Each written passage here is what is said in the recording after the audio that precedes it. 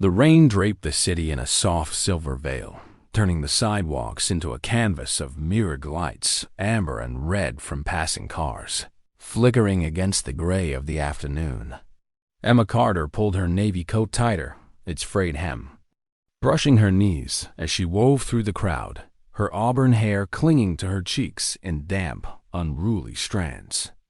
In her hand, she clutched a folded resume, its edges softened by the drizzle, the ink bleeding faintly but still legible, a fragile emblem of her hope. She'd spent hours perfecting it, each word a brick in the wall she was building to shield her from a past that refused to fade. Her stomach growled, a sharp pang that cut through the hum of the city. She'd skipped breakfast again, her wallet holding just a crumpled $5 bill and a scattering of coins. At the crosswalk, she paused, the neon glow of a corner cafe catching her eye, its warmth promising a coffee she couldn't afford. She needed that money for the bus ride home after her interview at Nexus Innovations, a tech giant that felt like a distant star. The light changed, and she stepped forward, her scuffed boots splashing in a shallow puddle, the cold seeping through the worn soles.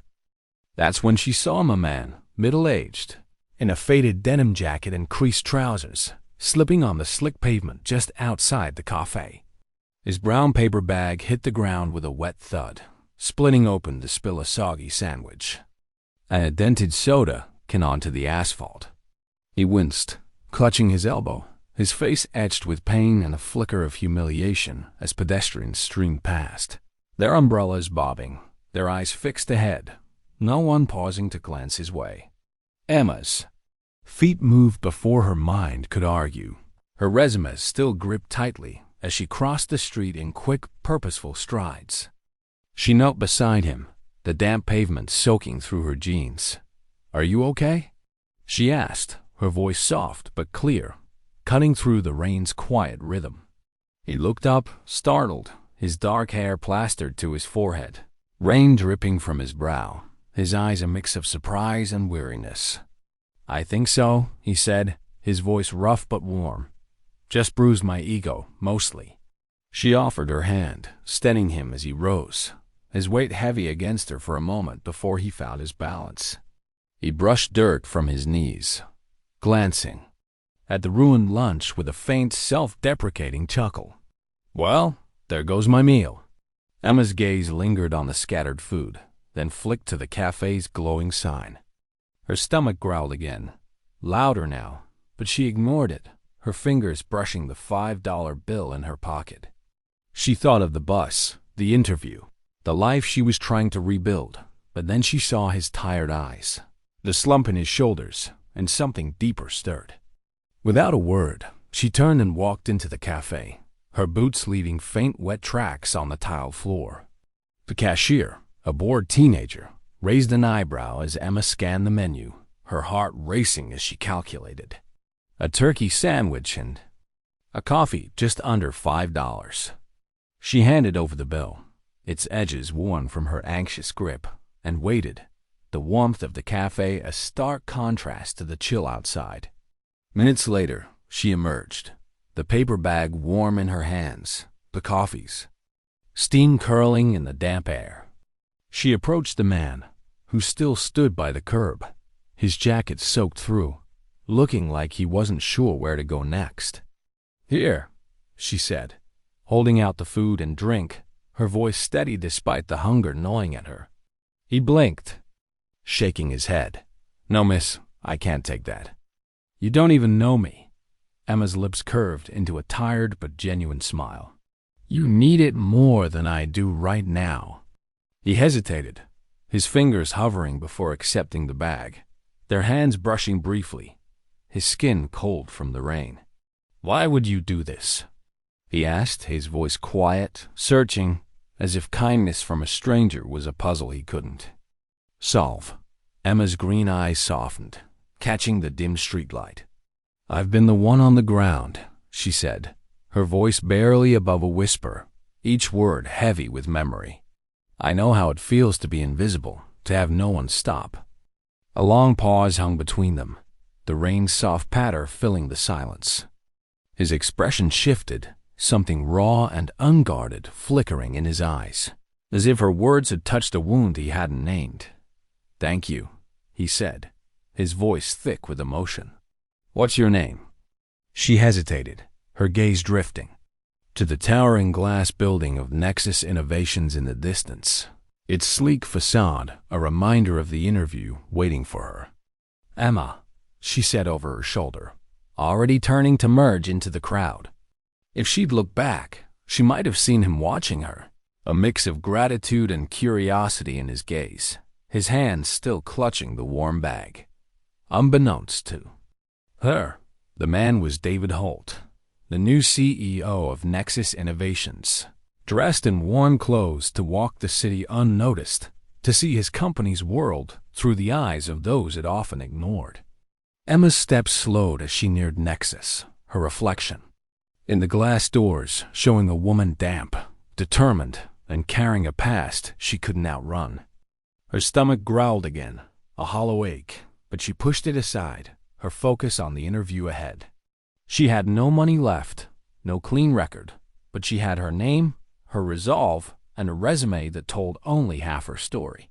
For now, that would have to be enough as she steeled herself to step into a world that might not be ready to see her.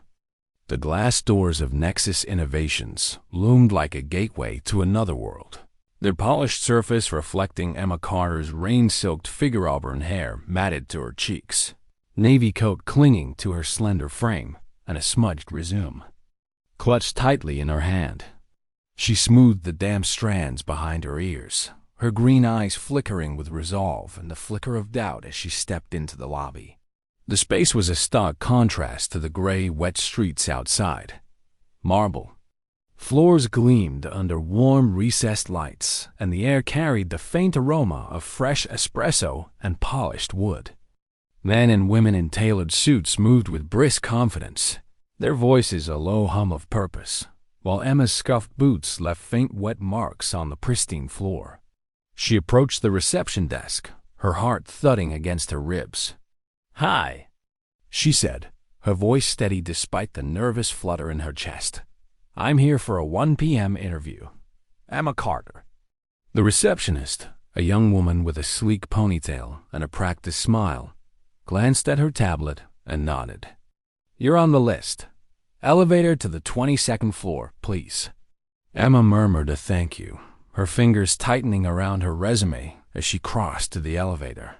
The doors slid shut with a soft hiss, and her reflection stared back from the polished metal-tired eyes, a slightly creased blouse, and a document that felt like her last tether to hope.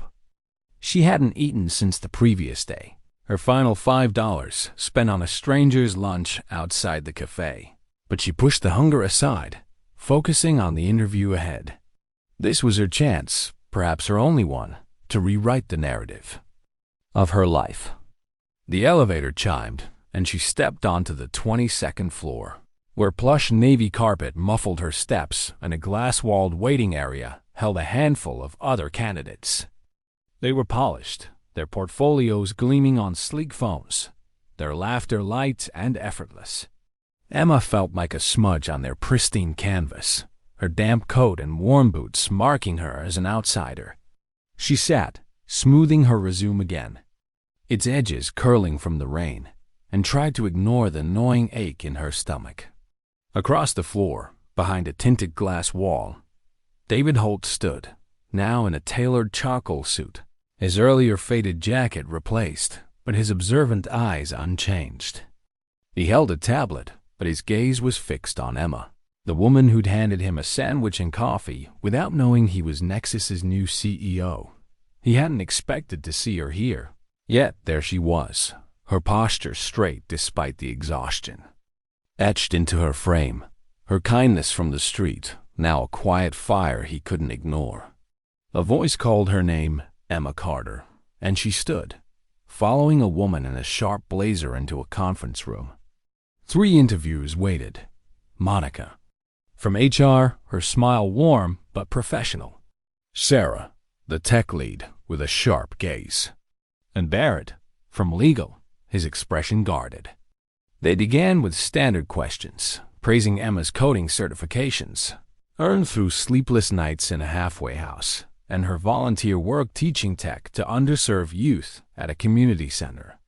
Emma answered with quiet confidence, her voice steady as she described her problem-solving skills and adaptability, her passion for coding evident in every word. For 10 minutes, she felt a fragile hope rising, like a bird testing its wings. Then Barrett leaned forward, his hands folded, his tone shifting like a cold wind. "We've reviewed your resume, Miss Carter, but we also ran a background check." Emma's heart slowed, a familiar dread settling into her bones. She nodded, her voice calm. "I expected that." The room grew heavier, the air thick with unspoken judgment. "It shows a conviction for embezzlement," Barrett said, his eyes narrowing slightly. 2 years served. Care to explain? Emma met his gaze, unflinching, though her hands tightened in her lap. "I was 23, working as a junior analyst at a tech startup. I trusted someone I shouldn't have my partner at the time, Ryan Teller. He used my login to move funds, and when the company collapsed, he disappeared. I signed documents I didn't fully understand, and I couldn't afford a proper defense. I served my time, missed my father's funeral, and came out with nothing but a determination to rebuild." The silence was suffocating, the interviewers' faces unreadable. "Since then," she continued, her voice softer but resolute, "I've earned 3 certifications, worked odd jobs to survive, and mentored kids who needed someone to believe in them, because I know what it's like to need that." Sarah glanced at her notes. Monica shifted uncomfortably, and Barrett's expression remained a wall. Behind the glass, David watched, his jaw tight, Emma's words echoing the selflessness he'd seen on the street. She was confessing not for pity, but for truth. Her courage a quiet force. Emma left the room 10 minutes later, her shoulders squared but her heart heavy with the familiar sting of dismissal. "We'll be in touch," Monica said, her smile polite but distant, the words hollow. Emma nodded, knowing the tone too well. It was the sound of doors closing. Outside, under the building's awning, the drizzle had thickened, and she stood for a moment, staring at the city's blur, her stomach growling louder now. She had no money for the bus, no food waiting at home, but she lifted her chin, her reflection in the glass doors showing a woman who refused to break. Behind her, David turned from the glass, his mind racing with her story, her act of kindness, and the injustice of her past. He pressed a button on his intercom, his voice low. "Hold Emma Carter's file," he said. The decision was forming, a spark in the quiet, but the fight to make it real was only beginning. David Holt sat alone in his corner office at Nexus Innovations. The city's skyline sprawling beyond the floor-to-ceiling windows, a tapestry of steel and glass softened by the late afternoon's persistent drizzle. The sleek modernity of the room-polished wood desk, minimalist chair, a single abstract sculpture in the corner felt at odds with the worn manila folder before him, labeled Emma Carter in crisp black ink. Inside lay her life in fragments. A resume listing coding certifications and volunteer work, court documents detailing a 2-year sentence for embezzlement, and a photo of Emma, her auburn hair framing a face that held quiet resolve beneath tired green eyes. David's fingers traced the folder's edge, his mind anchored to the moment outside the cafe earlier that day, when Emma had knelt beside him in the rain, her last $5 spent on a sandwich and coffee for a stranger she didn't know. Was Nexus's new CEO. Her words echoed. "I've been the one on the ground. I know how it feels to be invisible."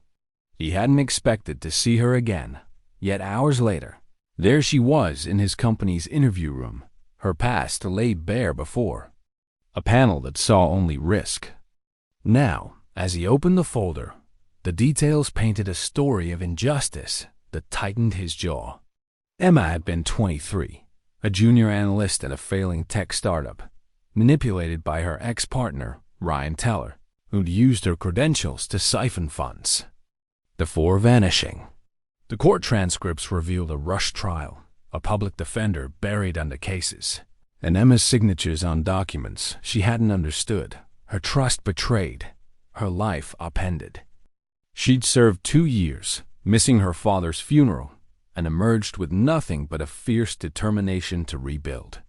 Since her release, she'd earned certifications through late-night study in a halfway house, mentored kids at a community center, and stayed clean, her record unblemished. Yet the conviction clung to her, a shadow no amount of effort could erase. David leaned back, his gaze drifting to the city below, where rain-slicked figures hurried under umbrellas, each a story unseen. He thought of his father, who'd founded Nexus decades ago, his voice a steady guide in David's memory. Business isn't just profit, David. It's about the people you choose to lift up. David had taken the CEO role 6 months ago, inheriting a company lauded for innovation but plagued by a culture of cold ambition. He'd gone to the cafe that morning in faded clothes, seeking to understand his world through the eyes of those Nexus often overlooked. Emma's act of kindness had been a jolt, a reminder of the humanity he wanted to weave into the company's core. Seeing her in the interview, her voice steady as she owned her past without excuses, had deepened that resolve. She wasn't just a candidate. She was a mirror, reflecting the leader he aspired to be.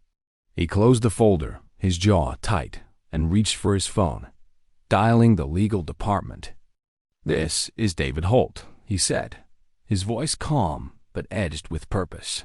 "I need a full verification on Emma Carter's background. Court transcripts, defender notes, any open cases tied to Ryan Teller. Everything, as soon as possible." The voice on the other end paused, then confirmed, "Yes, sir, right away."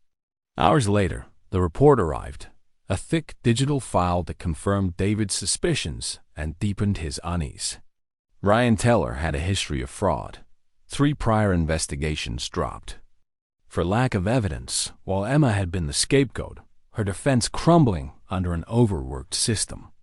No follow-up investigation had pursued Teller after her release, and no one had fought to clear her name. David set the tablet down, his eyes returning to Emma's photo, her subtle smile a quiet defiance against the weight of her past. He thought of the hiring committee's debate, Barrett's insistence on reputation, Monica's conflicted empathy, Sarah's focus on client trust. Nexus handled sensitive data, billions in contracts, and they saw Emma's conviction as a liability. No matter her skills or growth. But David saw something else, a woman who'd turned pain into purpose, who'd given her last dollar to a stranger because she knew what it meant to be unseen. He stood, pacing to the window, the rain now a soft murmur against the glass. His father's words surfaced again. Build with people. Emma was one of those people. Her courage, a testament to the kind of company David wanted Nexus to become, one that valued redemption over perfection, hard over headlines. He pressed the intercom on his desk, his voice steady. "Schedule a mandatory hiring committee meeting for tomorrow morning. No exceptions." As he released the button, his gaze fell on the CAFA receipt he'd kept, tucked into his wallet, a small, crumpled relic of a moment that had shifted his perspective. He didn't know Emma beyond her file and her selflessness, but he knew enough. She'd given him more than a meal. She'd given him a glimpse of a company that could stand for something greater. The decision was clear, but convincing the committee would be a battle. David returned to his chair, the folder still open, Emma's photo staring back. He thought of her walking away in the rain, unaware of the impact she'd made, unaware that her act of kindness was about to ripple through Nexus. Tomorrow, he'd fight for her. Not just for a job, but for a principle, that people could rise above their worst chapters, and that a company could be brave enough to believe in them. The rain tapped softly, and in the quiet of his office, David's resolve hardened, a spark, ready to ignite change. The conference room at Nexus Innovations hummed with a restless undercurrent. its polished mahogany table catching the morning light as the hiring committee settled into their seats. Stacks of resumes and background reports lay in neat rows, but the air was thick with tension, as if the room itself sensed the weight of the decision at hand. Barrett, the legal counsel, sat with his arms crossed, flipping Emma Carter's file. Shut with a deliberate snap. "Her credentials are strong, no question," he said, his voice clipped and measured. "But the embezzlement conviction 2 years served is a deal-breaker. Clients won't trust us with a felon handling sensitive data." Monica from HR fidgeted with her coffee cup, her brow furrowed. She owned every part of it, though. No deflections, no excuses. That kind of honesty is rare. Sarah, the tech lead, leaned back, her pen tapping rhythmically against her notepad. "Nexus is a billion-dollar operation. Trust is our foundation. Can we risk it on someone with a record, no matter how compelling her story?" The murmurs grew, a chorus of doubt weaving through the room, each voice echoing concerns about reputation, optics, and client expectations. The atmosphere felt like a courtroom, Emma's fate hanging in the balance, her skills overshadowed by a past she couldn't erase. Then the door opened, and David Holt stepped in, his presence silencing the room like a sudden drop in temperature. He wore no jacket, his sleeves rolled up, exuding a quiet authority that needed no formality. In his hand was a single item, a crumpled CAFA receipt, its edges worn from the rain-soaked day he'd met Emma. He walked to the center of the table and placed it down, the faint logo of the corner cafe catching the light, a small, unassuming relic that drew every eye. "Before you make a decision," David said, his voice low but carrying a weight that stilled the room, "let me tell you who Emma Carter really is." He paused, letting the silence settle, then recounted the moment outside the cafe. 3 days ago, I slipped on a wet sidewalk, my lunch ruined, sprawled on the pavement. People passed by, dozens of them, without a glance. One person stopped. He tapped the receipt gently. "Emma Carter helped me up, didn't ask my name, didn't know I was your CEO. She saw a stranger in need, spent her last $5, yes. I checked to buy me a sandwich and coffee, and walked away without expecting anything in return." Monica's eyes widened, her coffee cup forgotten. Sarah's pen stilled, her gaze flicking to the receipt. Barrett shifted uncomfortably, his skepticism wavering. David continued, his tone steady but fervent. "I watched her interview yesterday. She didn't hide her past, she faced it head-on. Her ex-partner framed her, used her trust to commit fraud, and left her to take the fall. She served 2 years, lost her father, missed his funeral, and came out with nothing but grit. She taught herself to code in a halfway house, mentored kids who needed hope, and hasn't faltered since. That's not a liability. That's strength." Barrett cleared his throat, his voice cautious. "David, this is about perception. Clients, investors, they won't see her story. They'll see convict and question our judgment." David's gaze sharpened, his hands resting on the table as he leaned forward. "Perception is what we define. We can be a company that slams the door on people with scars, or we can be one that recognizes healing takes courage. Emma's not a risk. She's proof that people can rise above their worst moments." The room fell silent, the weight of his words sinking in. Monica glanced at the receipt, her expression softening, a flicker of admiration in her eyes. Sarah exhaled, nodding slowly. Her code samples were flawless, and her community work shows commitment. "If you're the sure, I'm willing to trust you." Barrett's jaw tightened, but he gave a reluctant nod. "It's a bold move, David. You're staking a lot on her." David straightened, his voice unwavering. "I'm staking more on what we stand for. As of today, I'm launching the Fresh Start program, a hiring policy to evaluate candidates by their growth, not just their mistakes. Emma Carter is our first hire under it. She starts Monday.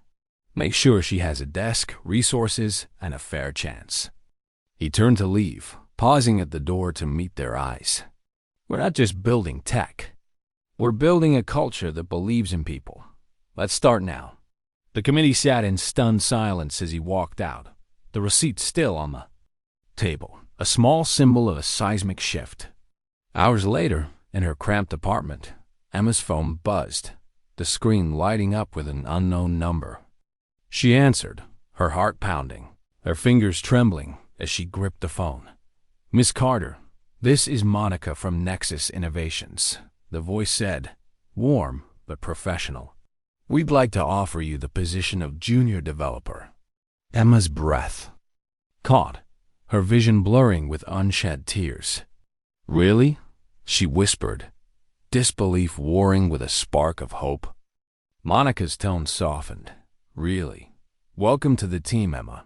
The call ended, and Emma sank onto her threadbare couch, staring at the peeling paint on her walls, the weight of years lifting just a fraction. She didn't know David had been the man in the rain, or that he'd fought for her, risking his own reputation to give her a chance. Outside, the city hummed, the rain now a faint mist, and Emma let a single tear fall, not of sorrow, but of possibility. She clutched her empty wallet, her stomach still empty, but her heart was full, carrying the fragile promise of a new beginning. In that moment, Nexus Innovations took its first step toward becoming more than a tech giant, a place where second chances could take root, sparked by a woman who'd given her last dollar to a stranger and a leader who dared to see her worth. Emma Carter stepped off the elevator onto the 22nd floor of Nexus Innovations. A new badge clipped to her jacket, its weight a quiet reminder of the chance she'd been given. Her auburn hair was neatly tied back, and a crisp notebook rested under her arm, but her steps faltered slightly under the gaze of her new colleagues. The open plan office buzzed with activity, but Emma felt the undercurrent of curiosity, some eyes warm, others wary, whispers trailing her like shadows. Her past, the embezzlement conviction, had already become a quiet legend, murmured over coffee machines and during team stand-ups. She kept her head down, diving into her first project, her coding clean and innovative, earning a nod from Sarah, her team lead. Yet at lunch, she sat alone, the cafeteria's chatter a reminder of her outsider status, her empty wallet forcing her to skip meals again. By Wednesday, a small package arrived at her desk, a leather-bound journal, its cover embossed with "From Shadows to Strength." Tucked inside was a note. "Your story matters. Keep writing it." No name, but Emma's chest warmed, sensing an unseen ally. She joined a mentorship lunch, hesitant but drawn by the note's encouragement, and found a few colleagues, some new hires, others senior, offering genuine smiles and questions about her code, not her past. A junior developer slipped her a sticky note. "Glad you're here." Emboldened, Emma threw herself into her work, her ideas for a data optimization project, catching Sarah's attention. Then came an email from Monica in HR, inviting her to speak at an internal culture workshop on resilience. Emma's first instinct was to decline. Sharing her story publicly felt like exposing a wound. She sat with the journal, tracing its embossed words, her fingers lingering on the note's quiet strength. A chance encounter with David Holt at the water cooler shifted her resolve. "You're doing good work, Emma," he said, his voice low and kind, handing her a folded slip from the journal. "Your voice is louder than your past." That night, she replied to Monica with a single word: yes. The workshop loomed, nerves coiling in, her stomach like smoke, but a spark of purpose burned brighter. On the day of the event, the conference room filled with employees, some curious, others skeptical. Their presence a weight Emma felt as she stood at the front. No podium, no slides, just her truth. "I used to think my past was all anyone would see," she began, her voice steady, eyes scanning the room. 2 years in prison, labeled an ex-convict, applying to jobs that ignored me or dismissed me. I learned to code in a halfway house, taught kids who needed hope because I needed it too. The room stilled, her honesty a quiet force. I'm here because someone saw beyond my mistakes, believed I could be more. Her gaze found David in the back, his arms folded, a faint nod urging her on. She spoke of rebuilding, of carrying shame but refusing to let it define her, her voice growing stronger with each word. When she finished, the applause started softly, then swelled, a wave of recognition washing over her. Colleagues approached after, sharing their own struggles, a divorce, a career setback, a quiet shame thanking her for speaking what they couldn't. Emma left the room lighter, her badge no longer just a job, but a symbol of belonging.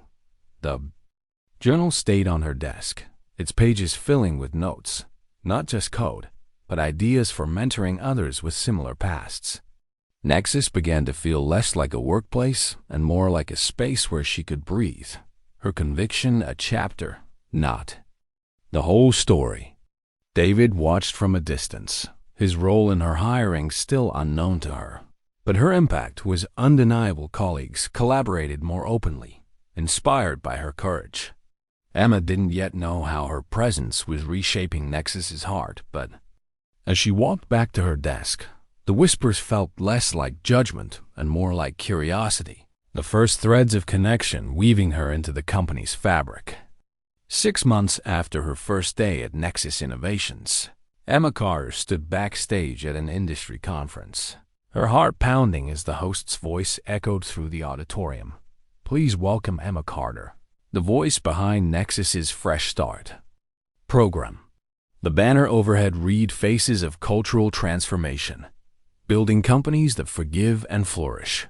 And Emma's photo graced every press handout, her name trending on professional forums as a symbol of second chances. She smoothed her auburn hair, now catching the stage lights like burnished copper, and clasped her hands, steadying her nerves. The journal David had given her, inscribed with From Shadows to Strength, sat in her bag, its pages filled with notes of resilience and hope. She stepped onto the stage, no script, just her truth, and faced a sea of faces. I used to think redemption meant perfection.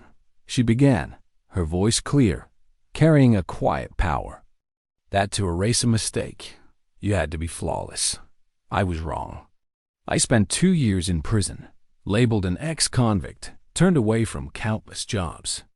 But someone saw me, not the label, but the person who learned to code in a halfway house, who mentored kids because I knew what it was to need hope. The room hushed, her words weaving a spell. I'm here because one person believed my best chapters were still unwritten. Her eyes found David in the back row, his presence unobtrusive, but steady, a faint smile on his face. The applause thundered as she finished, cameras flashing, but Emma's focus lingered on the faces, some tearful, others nodding, all moved by her story. Backstage, she exhaled, the weight of the moment lifting. David approached, hands in his pockets, his eyes searching hers. You were incredible, he said simply. Emma shrugged, a half smile breaking through. I just said what was true. They stepped outside, the evening sky a soft peach streaked with fading sunlight. David pulled the journal's note from his pocket, From Shadows to Strength, and handed it to her. You've changed lives, Emma, he said, his voice low. Not just here, but mine too. Before I met you, I was ready to walk away from Nexus, burned out, doubting the people I led. Then you gave me a sandwich, a moment of kindness when you had nothing to gain. Emma blinked, realization dawning. That was you? She whispered, her voice catching. David nodded, his gaze steady. You gave me a reason to believe again. Tears welled in Emma's eyes, but she laughed softly, breaking the tension. I only had $5 that day. Just a sandwich. David stepped closer, his voice certain. It was enough. Emma, I've waited to say this. I'm in love with you. Her breath caught, the world narrowing to the space between them. The noise of her past prison bars, rejection, loss faded, replaced by a quiet certainty. "Me too," she said, her voice barely above a whisper. They stood there, the breeze brushing past, no grand gestures, just two people aligned in a moment of truth. They walked away from the auditorium hand in hand, the city's hum a gentle backdrop. Emma's journey had become Nexus's turning point.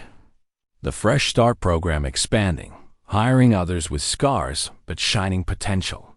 Articles called her a trailblazer, but for Emma, it was never about the spotlight. It was about being seen, believed in, and given a chance to rise. David, too, had transformed, his leadership now rooted in compassion, inspired by a woman who'd given her last dollar to a stranger. As they reached the parking lot, the last rays of sun caught Emma's hair, turning it to gold, and David smiled, not just at the light, but at the woman who changed his world. Nexus was no longer just a tech giant. It was a place where second chances flourished, where a single act of kindness had sparked a movement. Emma looked at David, her heart full, knowing she stood not as a symbol, but as herself seen, whole and soaring.